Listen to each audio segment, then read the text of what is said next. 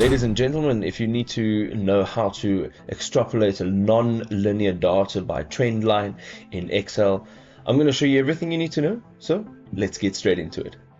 So the first thing you're going to go ahead and do is grab your data, make sure it's all selected, and we're going to go up to our ribbon and we're going to click on Insert. You'll see over here on the right hand side, you'll have some charts, and we're going to go to this icon.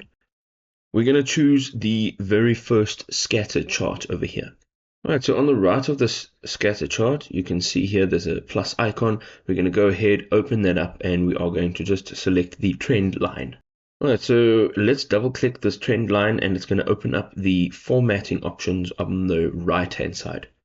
We're going to make sure that we are going to the bottom here. We're going to select the display equation on chart and display R squared value on chart. Make sure that they are both checked. Now you can see the values in different trend line options. The next thing we're going to go ahead and do is create a cell that says X and Y, and you are going to add your values in here.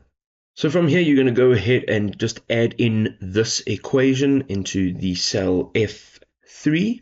You're going to now go ahead and hit enter.